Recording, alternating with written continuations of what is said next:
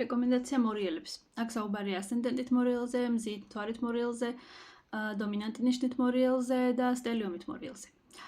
მორიელების შემთხვევაში პირველ რიგში რა რეკომენდაციაც გაიცემა, ეს არის ზომიერება. სჭირდება ზომიერება ყველაფერში, მათ შორის ინტიმში, მათ შორის პირად ცხოვრებაში, ყველაფერში აბსოლუტურად საჭირო არის ყოველთვის ზომიერება. ხშირია მორიელებში ინფექციები, შესაბამისად აუცილებლად არის ამ მხრივ საჭირო სიფრთხილე.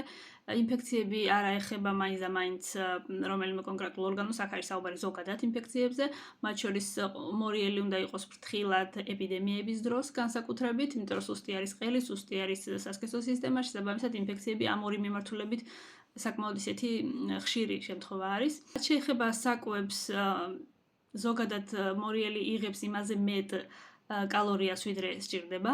შესაბამისად, ყოველთვის მთელი ცხოვრების განმავლობაში რეკომენდირებულია დიეტა, რეკომენდირებულია წონის კონტროლი, არ არის რეკომენდირებული სპირტიანი სასმელები, არ არის რეკომენდირებული ხორცეული, არ არის რეკომენდირებული ცხარე საკვები.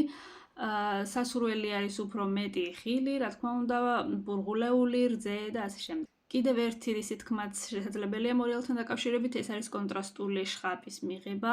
სასურველია არა ჯერ მაგალითად ცხელი და შემდეგ ცივი წყალი, არამედ მონაცვლეობა, პერიოდული, ხშირი მონაცვლეობა, ასე ვთქვათ. კონტრასტული შხაპი უბრალოდ უფრო ხშირი ცვლით, ასე ვთქვათ, ცხელი და ცივი წყლის. აუცილებელია შარდ-სასქესო სისტემების კონტროლი მთელი ცხოვრების განმავლობაში.